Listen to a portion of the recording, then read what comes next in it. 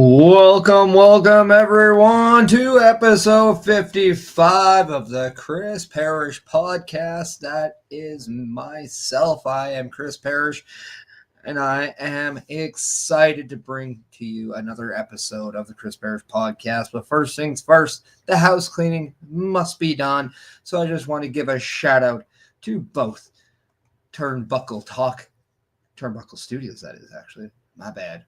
I've been watching. But Turnbuckle Studios and the Turnbuckle Affiliation Program. And if you want to get your introduction to podcasting and content creation and even into StreamYard usage, make sure you're checking out affiliationprogram.my.canva.site, and you can talk to the good old people of Turnbuckle Studios and get that introduction for yourself. Because who knows? You could be on one of the multitudes. Yes, I created a word. Sue me.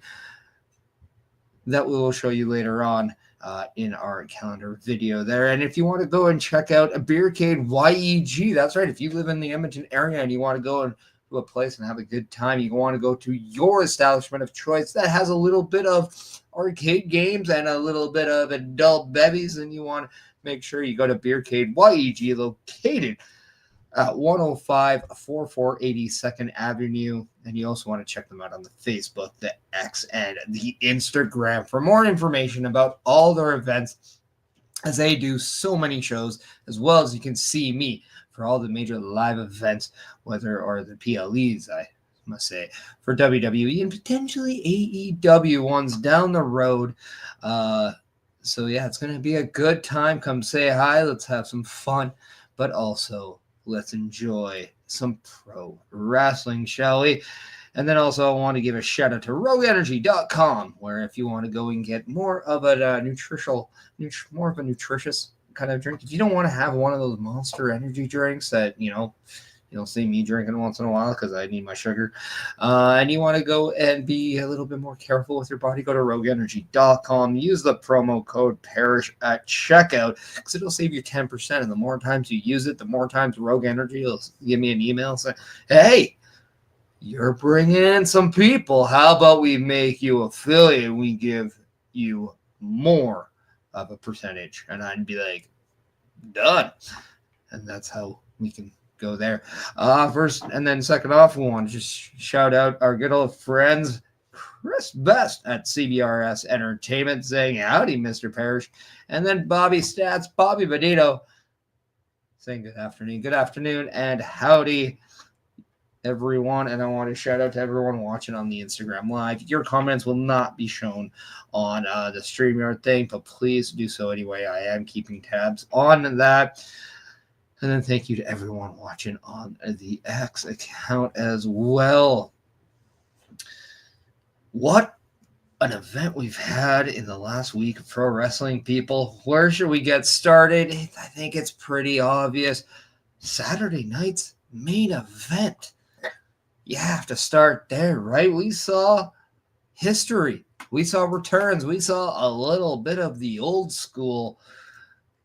But then social media thought, hey, let's have some fun. Call it a glorified house show, glorified SmackDown 2.0. What did you expect, people? It's on television. It's a 2-hour show with commercials. Did you expect Iron Man matches? Did you expect this? Really? Come on. There's a function up here. It's called the brain. We should use it once in a while, huh? I enjoyed it. From what I got to see, it was absolutely amazing. We saw Cody Rhodes bring back the Winged Eagle. One night only? Maybe. Who knows? Wrestling has a weird way of just going forward with things that work, even when they weren't expected to. It was absolutely nice to see that. It was nice to see all the officials wearing the blue shirt with the black bow tie. Very reminiscent of the 80s and early 90s. A good little feel. The entranceway. Oh my God, how beautiful was that? Just the neon lights, reminiscence of the old Saturday night main event stuff. Chris Best coming in saying most of the people weren't around when the original iteration aired, and that is true. And Bobby Stats, you are completely right. We saw Jesse the Body Ventura on commentary. And let me know what you thought of him. I thought he was pretty good, to be quite honest with you. He was nice. He had a little bit of that personality, that cult of personality. Yeah, we saw a lot of returns, a lot of legends. And we also saw the history of a brand new championship, the Women's United States Championship. And I want to give a huge congratulations to Canada's own, British Columbia's own, our own favorite, the one, the only, your first ever Women's United States Champion, Chelsea Green. Best, we all freaking predicted it, all right? Stop gloating, all right? I called that tournament to a damn T. But yes, nonetheless, Chelsea Green won that championship, defeating Meechin, which, by the way, we got to give Meechin her flowers. She had a fantastic showing in that entire tournament. And it's just absolutely surreal to finally see a mid-card championship on the brand. WWE has finally evolved to that level, and we're only halfway there because over on Raw, we still have the Women's Intercontinental Championship that is ongoing. That will get back on pace tomorrow with the Raw Patrol. So make sure you're checking out that as well. But Chelsea Green is your inaugural United States champion. Chris Best and Bobby Stats are elated that she won, but Bobby Stats is coming in saying, who would you like to see Chelsea Green go against and defend the championship in 2025? Well, the way I look at her and Meechin are 1-1. You got Meechin winning with the dumpster match. You got Chelsea Green winning here. I do think a rubber match between them needs to happen first and foremost. I would absolutely love to see a celebration. I think this is of all time the most appropriate time to do a title celebration for someone. And then, see, I say it first. Just kidding. No, but I mean, yeah, I mean, Meechin, I think, should as well. But I mean, no, going back, I think Chelsea Green, of all people, this is the one that makes the most sense. Piper Niven throwing a big congratulations ceremony, only for that to be just broken up. It has to be broken up by somebody. And I don't know if the rumors are true that Charlotte is back. I mean, if you want instant credibility for Chelsea Green, Charlotte could be a slam dunk of a pick. And yes, I would have Chelsea Green walk out of that still champion. But let's be honest. If there is one person who you can honestly say that maybe, I'm not saying a short as in weeks, but, if a 3-month reign was to happen here, I don't think anybody would be upset. I know I wouldn't want it, just a 3-month, but I don't think anybody looks at Chelsea Green as saying, oh, you're going to Roman Reigns this title reign right now. But with that being said, it would be absolutely amazing to just see Chelsea Green do whatever, just everything possible. Anybody who is not currently in the main title feud right now, I think should be an opponent for her. Bobby Stats coming in saying, I'd like to see Chelsea Green versus Ivy Nile or Zelina Vega. If both of them come from Raw and go to SmackDown, and Lash Legend and Jordynne Grace would be nice too. I think Jordynne Grace could very well be one of the perfect opponents for Chelsea Green. Obviously, they have their history stemming all the way back to Impact Wrestling, TNA, as they work together there. So it would be kind of cool to see that coming full around. It would also be nice to see, like you said, somebody completely different. Like, I know we've been saying, or I've been saying, I'm a big proponent of Lyra Valkyria winning the Intercontinental Championship. But I've also said that, you know what, I wouldn't be opposed to seeing Natalya be that first either. And I'll give you a little bit of an idea here. With this transfer window going in, what if Natalya does end up winning the Intercontinental Championship and become that first inaugural Intercontinental Champion? We see Lyra go from Raw to SmackDown. I think Lyra could be a very, very perfect opponent for Chelsea Green in this thing. Another one would be if somebody like Becky Lynch was to come back. I think that would be a great opponent for Chelsea Green, and it would also instantly give just a completely different sense of credibility for the title. But if I'm honestly thinking what Triple H is going to do, as Chris Best is saying, Chelsea Green is going to Disneyland. Maybe Minnie Mouse gets the first title shot. Maybe. Lyra Valkyria versus Chelsea Green would be a good match. I mean, I'm not going to say no. But I just think, too, like with the tournaments that we're seeing, yes, we're seeing occasionally the Bianca Belairs and the Baileys in here. But I think for the most part, we're seeing a lot of the women that aren't getting the screen time, aren't being used as much as others. And we're getting the opportunities for the rest of the case. I think another one, another person who would be very, I think good would be a returning Alexa Bliss. I think that would be very cool too. Even Carmella. If Carmella was a babyface and they bring Mella back, Mella is money. Mella is whatever. Like what she could come up with a new tagline, especially if she brings back the Staten Island version. I think that would be very good to go up against Chelsea Green. So yeah, I mean, I think you have a lot of possibilities. I think there's a lot of stuff you can do here, but Bobby Stats is coming saying, how about somebody like Trish Stratus? Well, if we're gonna clearly run through the rabbit hole, I'd be okay with it, especially if, you know what, I'll do you one better. How about Trish Stratus versus Chelsea Green for the United States Championship in Toronto for Elimination Chamber? Two Canadians going after the United States Championship in Canada. That don't make sense for me, but, you know, I like maple syrup, so soon. But yeah, that wasn't all that we saw from Saturday night's main event. It was just, I think, the most historic part of it.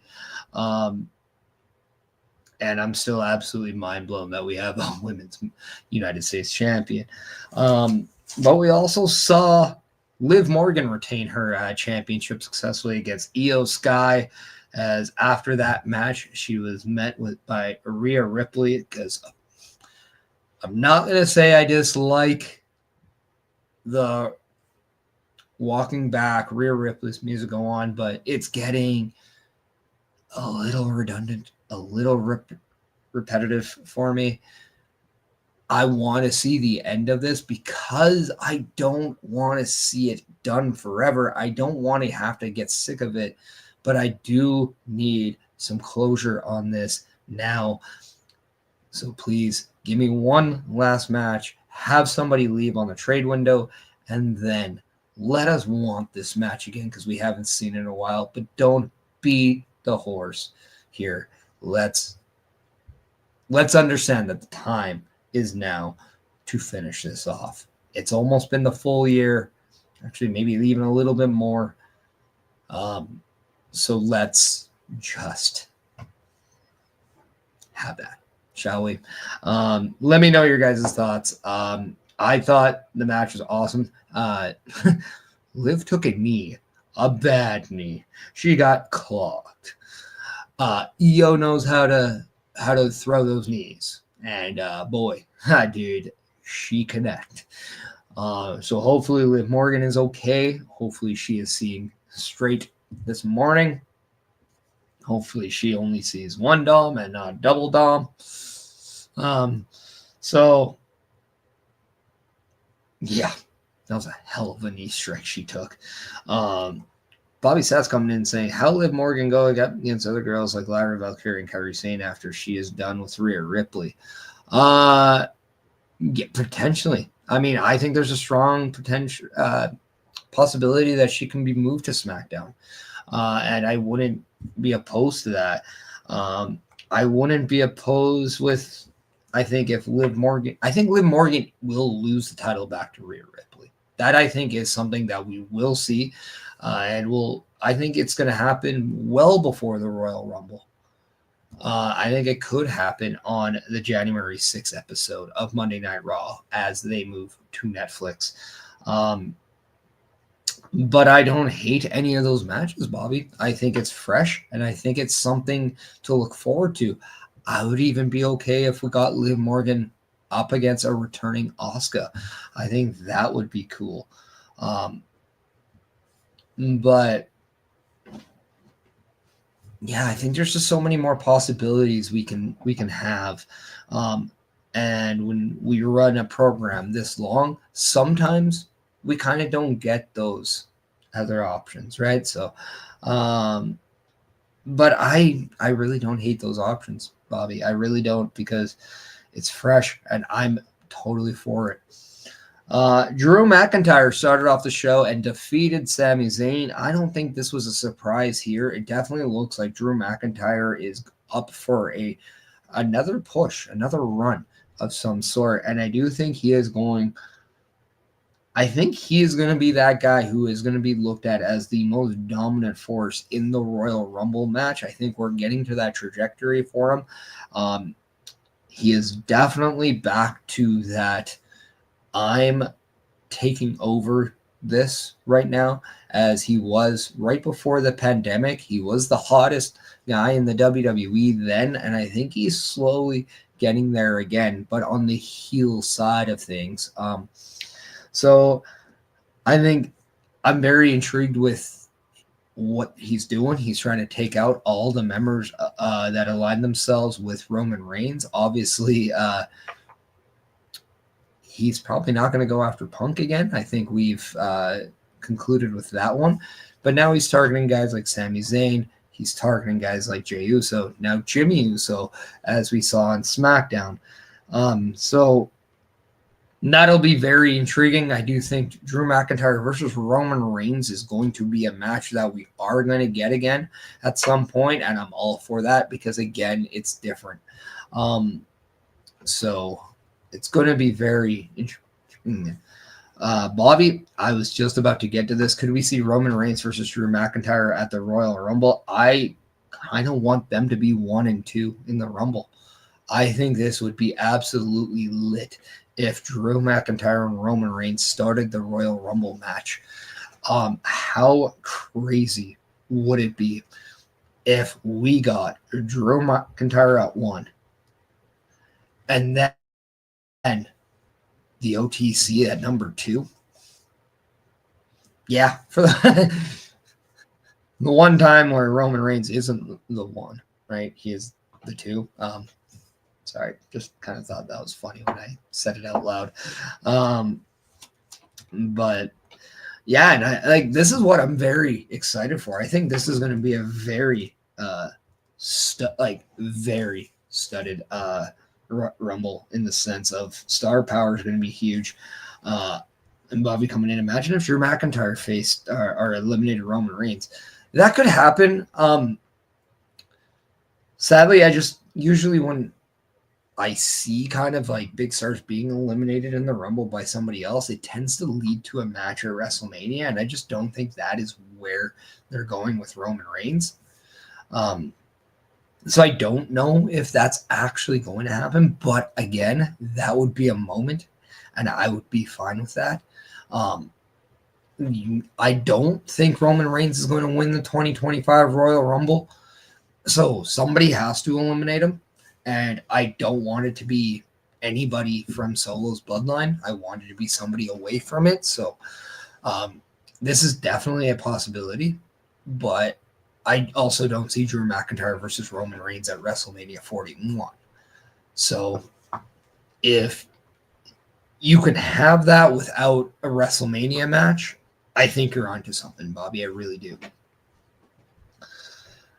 We also saw Gunther pin Finn Balor in a triple threat match that also had Damian Priest to retain his World Heavyweight Championship from a powerbomb parlay where Gunther powerbombed and had a little bit of a task powerbombing Damian Priest on the steel steps, but managed to get it done. And Gunther absolutely went into beast mode to get that powerbomb off, and it was impressive. Only to go back in that ring, powerbomb Finn Balor, folded him up like that accordion, and then decided to play the sweet, sweet sound of success as he won, he retained, and then now he moves on, still your World Heavyweight Champion. And now you have to think, all right, this is that perfect way to kind of separate Finn and Damian from that world title picture for now so they can figure out their own stuff. As we all know, Finn Balor and JD McDonough will go up against the Viking Raiders tomorrow on Monday Night Raw for those tag team championships with Judgment Day barred from ringside. So, needless to say, we could see new tag team champions. That is my prediction. But I do think we're going to see Damian Priest cost Finn Balor the tag team championships there. Bobby coming in saying, I'm intrigued or interested. Yeah, you're interested. So I got the highlight on the thing. I'm interested to see who goes up against Gunther. If I'm going with anybody right away,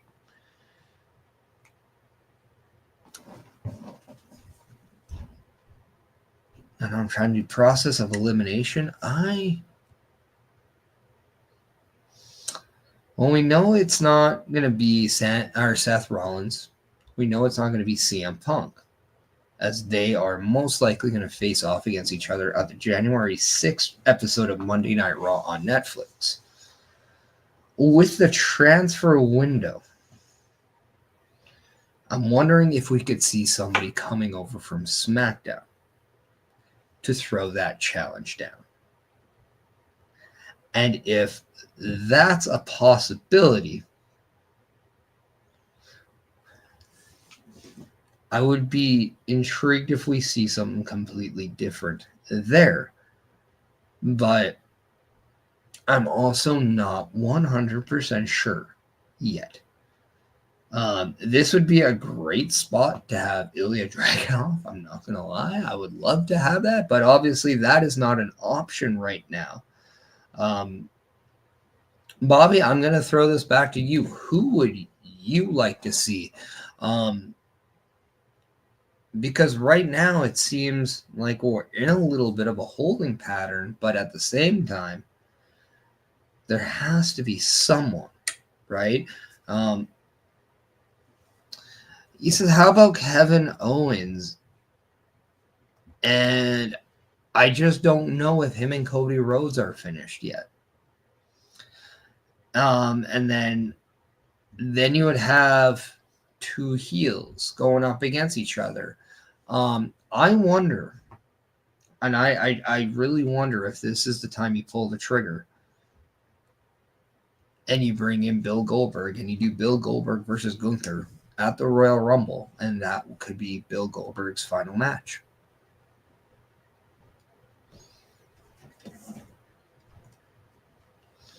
Or you can have something like that at Saturday night's main event, like that happens in January in San Antonio. I think this could be the time where you pull that trigger, but I'm not too sure if that's something that. That's just come saying, I feel like we aren't finished with Finn or Damian in the title scene, and their feud could lead to a number one contenders match. It could, but right now I do think you have some areas to go, right? Like Finn needs to discard from that tag team championship, which I think will happen. I think that feud definitely needs that closure. And I think the winner of that could very well do it. But I'll say this too. Could we not see the winner of Seth Rollins versus CM Punk be that number one contender? I think it's arguably valid to say that I think one of those guys probably are more up in the cards for that title shot, given the fact that they just did not recently lose multiple championship opportunity matches. So I don't know. I mean, I feel like you're not wrong, but I do think we could see Damian Priest move to SmackDown and could be a player on the SmackDown side. I do think we're going to see some serious shakeups in the next coming weeks, which is going to be interesting to say the least. And then we get to our main event.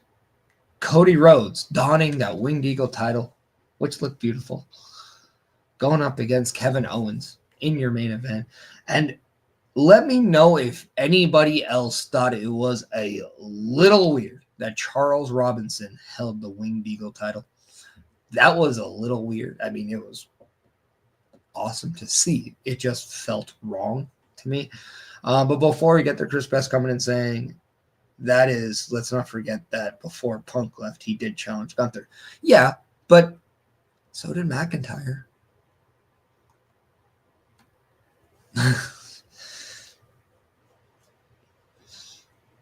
So, I mean, it's a very intriguing little area they have there. But with Raw, that's the fun part of Raw right now. There's so much going on that trying to find a little bit of order is that's where the intrigue lies. But we had Cody Rhodes up against Kevin Owens in the main event of Saturday night's main event, as Cody Rhodes defeated Kevin Owens, retained his championship, but it came with a price, because as he picked up the microphone, we saw Kevin Owens attack him afterwards. Now, I believe that this part was off the air, but Kevin Owens brought back a move that was bad. In fact, we saw Kevin Owens hit a pile driver on Randy Orton, putting him on the shelf for a few weeks, possibly months.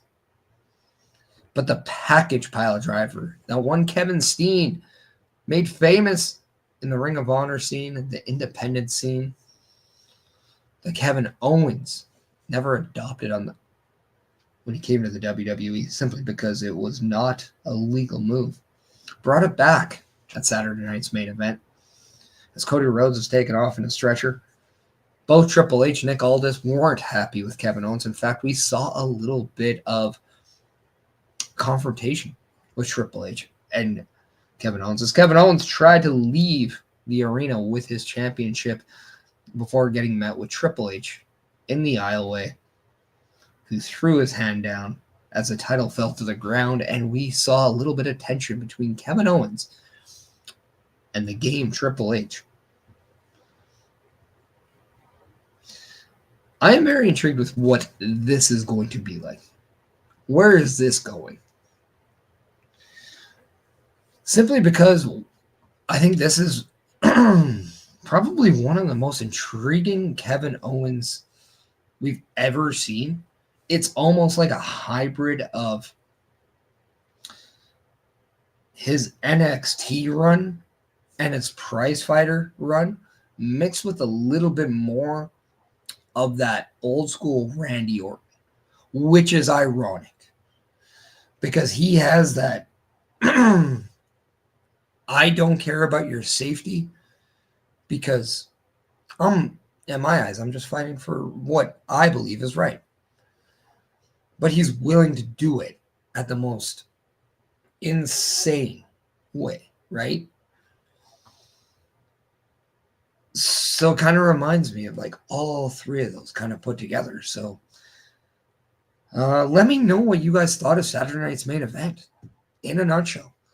I thought it was, and I'm kind of losing my voice, sorry. I returned to the ring last night, so that was a thing. One, by the way, your boy got the big fat dub. That's right. Yeah, got the 1, 2, 3. I pinned the girl. No, that's right. Cat Von Heat pinned you. 1, 2, 3. Team Bobcat, Bobby Sharp, and Cat Von Heat. What wasn't strong enough for the Slammer and yours truly. Nope.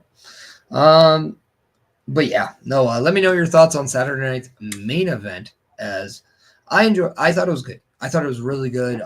Still a little surreal. I know a lot of people probably didn't like the times of the matches. They weren't long.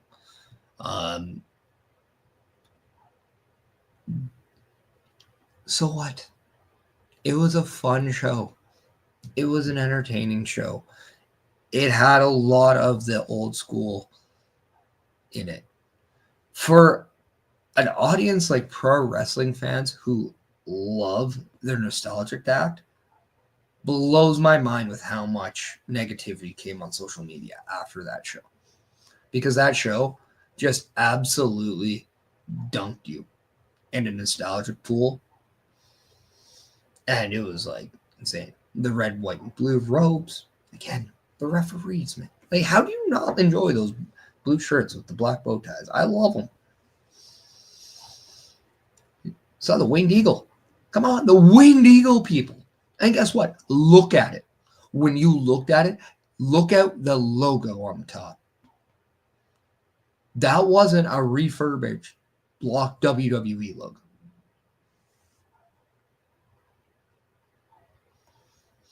The matches weren't long, but they told the stories we needed to see, and that's just it. Did anybody think going into this we were going to see closure on anything, with the exception of maybe Liv Morgan and Io Sky? But we knew that was like a one-off. See, that's the thing. I think a lot of people had their expectations here. Yeah, did WWE make you want to watch it? Absolutely. That's their job. Oh no, a company's having an event and they want you to watch it, so we're going to make it look and feel important. Wow. Let's hate the marketing ploy of a company for caring about their product. And then we're going to complain that it was only 2 hours. It was only this. We didn't get more in 2024. How dare they for not giving us more? That doesn't scream entitled. Just a little bit, people. Just a little bit. Come on. Be better fans. Did you not enjoy what you saw? Was it not fun to watch? Did it not bring you back? And if you're one of those fans who aren't old enough to have known what the times were like beforehand, go back and watch them. Go back and watch them. Did I really watch all of the Saturday Night main events growing up? A lot of them. I was really young. But guess what? They were fun to watch. They were different. Imagine if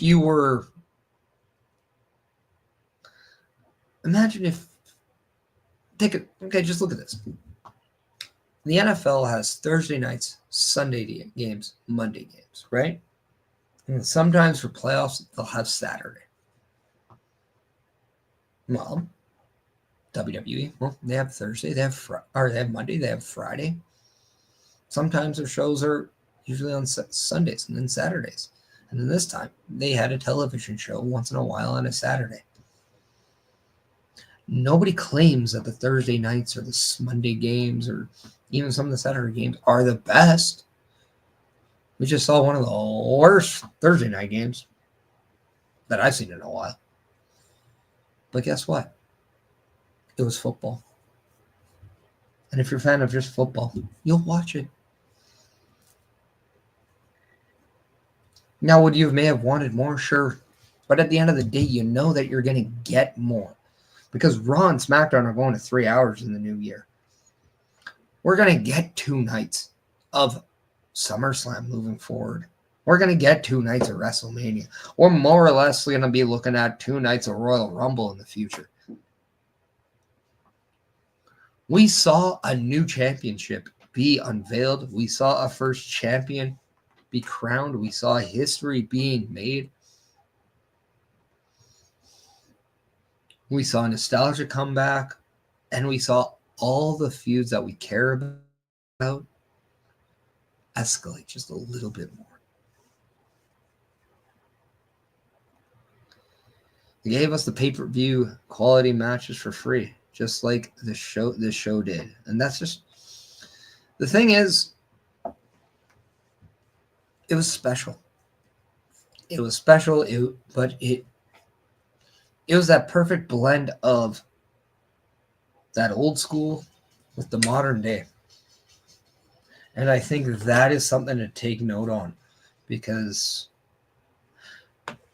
that's just something that you wanted to see, just for the sake of I saw it. Bobby Stats coming in saying, what matches would you like to see happen on next Saturday night's main event? I want to see a tag team title match. That is something that I actually have on my notes. I want some tag team title matches. I want to see the Motor City Machine Guns taking on DIY for those tag team titles. I want to see Viking Raiders defend the tag team titles. I want to see the team of Bianca Belair and Naomi defend their tag titles. And you're like, what? Jade's a champion. No, people. On Friday night on SmackDown, General Manager Nick Aldis was ready to strip Bianca Belair of the tag team titles with Jade Cargill's injury until Naomi stepped up and said, I will fight for with the tag titles with Bianca. All right, now you're looking at kind of Bianca and Naomi as your tag champion. But I want to see some of that. I actually think it's a perfect time to. I know a lot of people are saying, oh, the Raw special on Netflix. And this is why I say no. I want to see on the January Saturday night's main event, I want to see the first ever Intercontinental Women's Champion crown, because I think it will get consumed with everything else on the show when Raw goes to Netflix on January 6th. Bobby's coming in saying, I'd like to see Braun Breaker defend the WWE Intercontinental Championship, and I'd like to see an NXT belt be defended on a Saturday night's main event. You might not see that. It would be cool, but I just don't know if you'll see that, Bobby. Braun Breaker at the Intercontinental Championship, okay. Braun Breaker versus Ludwig Kaiser would be absolutely great. The final of the Women's Intercontinental. Start off with one, end off with another. Yeah. Have this be, maybe on this one, don't have your big guns on it. Allow the heart and soul of your lineup to take reign, right? Braun Strowman, Ludwig Kaiser, the Women's Intercontinental, some tag team matches. Maybe have Nia Jax defend her championship on this one. I think that's something that you could have. If you want, like, maybe Shinsuke defends his United States Championship against LA Knight. I think LA Knight is one of those guys now who is taking everything that he does to that next level. You could even see a multi-man match for that United States Championship. Maybe Chelsea Green's defends her title. Maybe. I think it's just one of those things where I want to see something different on the show. Chris Best coming and saying Ludwig Kaiser could very well be the Intercontinental Champion come the next Saturday night's main event, seeing as he's challenging Braun for it on Monday. But here's the thing. That match may not finish the way we'd want it. Sheamus could always get involved. We could always see somebody getting involved. And that's the thing. I mean, I 100% expect Rob Breaker to retain against Ludwig Kaiser, but I do think something on the note of an Intercontinental men's match could happen or should happen. And guess what? It would be awesome. And then if you want to make it a theme of bringing back an old school championship, what if you allow Nia Jax to bring back the old school women's championship? Have Alundra Blaze present to her the one she at one point threw in the trash. She took it out at the Hall of Fame. She brought it out. Sometimes if she got it like refurbished, reshined, repolished,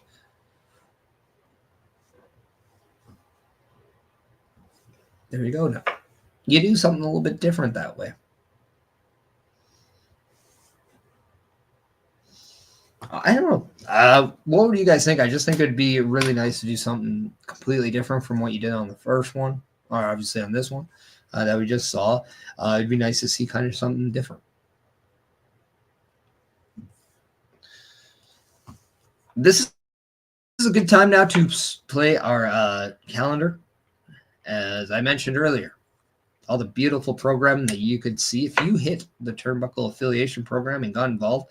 And this is the plethora we have every week. And needless to say, I do want to say that this video does not contain the PLE Patrol because sometimes we don't know when we're going to do them. Sometimes they're going to be on every PLE. Sometimes they're going to be Saturday night's main event. So, yeah, check this out. And then also take note that Turnbuckle Studios does also do a PLE Patrol for the PLEs of WWE. Turnbuckle Studios and the Turnbuckle Affiliation Program bring you the week of streams. All times are in Eastern Time. Monday nights you get the Locker Room Breakdown at 7 p.m., followed by the Raw Patrol at 8 p.m. Tuesday brings you the flagship show, Turnbuckle Talk, at 8:05 p.m. Wednesday we play games with the PlayStation Showcase at 8 p.m. Thursday we get a variety stream with the Boar's Nest at 8 p.m. Friday we game again with Unleashed, the Jessica Wilde story at 7 p.m. Following the game, join us for the SmackDown Security Detail at 8 p.m. The weekend brings you Saturday Night Gaming at 8 p.m. On Sunday be sure to catch the Chris Perish podcast at 12:15 p.m. Be part of the shows and join the chat every day. And that is the programming you can check out on Turnbuckle Studios, as well as the partners that come to you through the Turnbuckle Affiliation Program, just to show you what you could be, because your show could be added to that calendar. Your show could be added if you want to become that next member of the Turnbuckle Affiliation Program. And if you're wondering, well, right now, when I see all those notifications, I'm seeing you, Chris Perish. I'm seeing Bubba Dude. I'm seeing the people I already see. And that is right. Because what you're seeing right now are the first few that kind of came in. The reason how we were connected to this whole thing was from the Turnbuckle Affiliation Program. It just was something that was in the process of being created. So, yes, you're going to see familiar faces initially join the Turnbuckle Affiliation Program, but that is not meaning that new faces aren't able to be added. In fact, they are welcomed at any time. It's just right now you're going to see some familiar faces and be like, I'm just seeing the same one. Of course you will, because we're all part of it, right? It's just a matter of we want to let you know that we are a part of it, and that is what is going to happen for the next few weeks. So again, if you guys want to get into podcasting and content creation, as I think a lot of people may want to, it's fun. It's a great way to kind of just open the doors of learning something new, and also honestly engaging with new people. So, but yeah, Another thing I have on my bucket list or not bucket list, well, I'll call it my bucket list. Yeah, my bucket list for the show. It's a list. I actually do notes, people. It's insane. But one I actually got out from that PLE. Bobby, you asked me what I wanted to see on the next Saturday night's main event, and I said I want to see tag titles at PLEs. So yeah, I do want to see a little bit more emphasis on the actual tag championships moving forward. I think that's something I want to see as well. But I also want to talk about AJ Styles because it was mentioned that he was at TNA Final Resolution on Friday night, which he was, and a lot of people were wondering why didn't he show up, and he wasn't there to be a part of the show. He was there because Final Resolution was just around the Atlanta, Georgia area where AJ Styles lives. He was merely visiting, and I'm sure there's some business being chatted about. As we all know, it's no secret now that AJ Styles was asked to be inducted in the TNA Hall of Fame around at the time he was hurt. However, AJ Styles did debunk that WWE prevented him from doing it. It was actually AJ Styles coming out and saying he didn't feel the timing was proper. So he said no at that point. I don't think there is I don't think there's an ill will or a rocky relationship at all, because he wouldn't have been able to be at Final Resolution. But it was definitely more of a mention of, hey, this will happen at some point. Let's just make the time right. And I'm going to assume this has no information, no statistical information. This has no sourced information.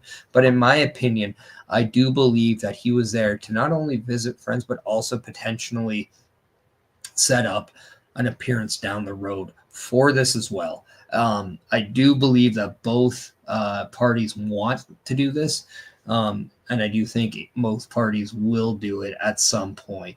As we all know, the WWE and TNA are in a working relationship right now. So we are going to see a little bit more of that. And AJ Styles was always the name that everybody was asked. Now, he was reported not wearing a walking boot or anything like that, but he was supposedly telling people that he is not yet 100%. So his return to the ring might not be imminent, but I don't think he's far off. Royal Rumble, I think, could still be a possibility, as he still has about 6 weeks to go, if I'm not mistaken. I believe it's 6 weeks. About 38 days. Or sorry, 48 days. Wait, 16, 31, 47, 48 days. 48 days away from the Royal Rumble in Indianapolis. So who's to say?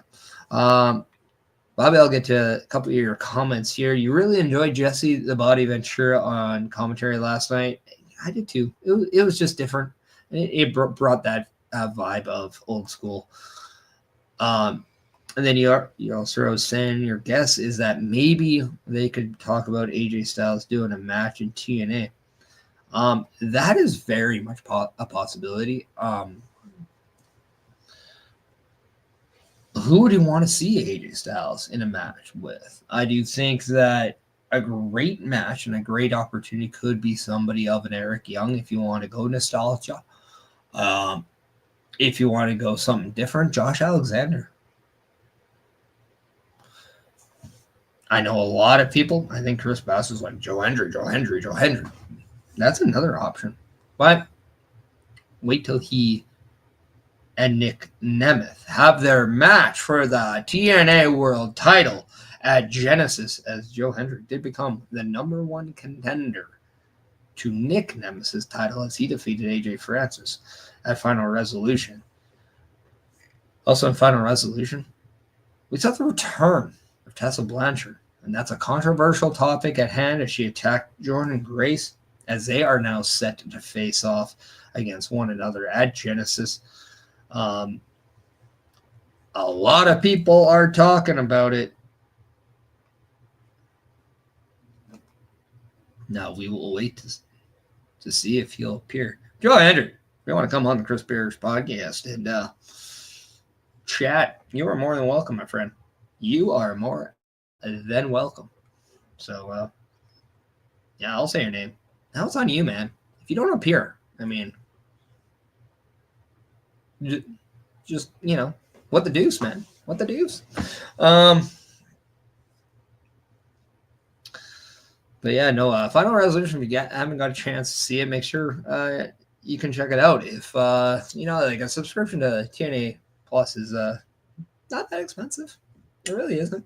I know their YouTube stuff is pretty affordable. But yeah, no, it was a good show. We did get to see Masha Slamovich go up against Rosemary for that championship too. So it was nice to see that, as well as the Rascals won in a good multi-team tag match there, as PCO, Sammy Callahan were also involved, and so was Jake something, who was supposed to team up with Alexander Hammerstone, but he had to pull out.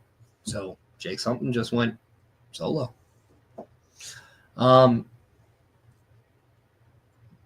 We also saw Moose retain his X Division championship, against Kushida, which is actually a really good match. A match that you're just like, okay, I didn't have maybe on my bingo card of matches that I would enjoy, but Moose and Kushida somehow gelled very well with each other. And Moose as an X Division champion, it works, people. It works. And then we also saw the System, I believe, retain. Was the System in a tag team title match? Honestly, I saw that was the one match I saw the least of. I know Eddie Edwards actually, you know what? This is a good one. Eddie Edwards got involved in an altercation with the fan. And this is something that actually I do want to say, because I have in my life been a part of some interactions with the fans, some good, some bad. But I do want to tell everybody, yes, you're a paying customer at a local wrestling show, but you do not have the rights to ever put your hands on the superstars, on the performer. Now, it's one thing to get a high five. It's another one to have that personal engagement and interaction with them, but they have to do it willingly. The key word is they. The performer has to be willingly open to them.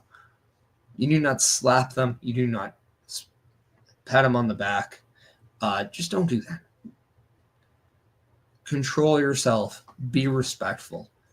Do not ever challenge the superstars. Now, I don't care how tough you are. I don't care how strong you are. The respect will be absolutely lost between not only the performer and the fans. There has been a lot of performers that say they don't like to do certain stuff around the fans because sometimes they do feel the fans go a little overboard. And this is a perfect example of just that. Anybody who's upset with Eddie Edwards for doing what he did, honestly, take a look at yourself, people.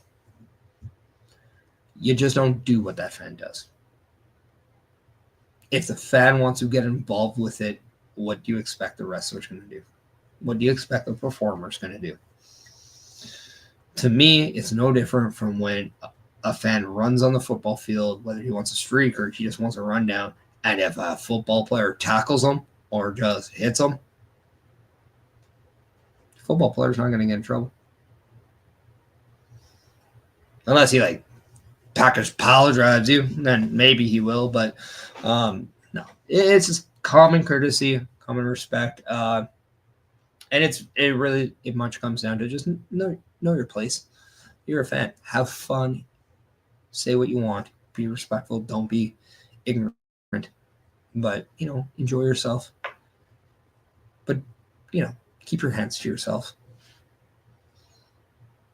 It's like a theme park ride. Keep your hands to yourself and enjoy the ride, because you may get hurt if you don't. it's pretty much the same thing.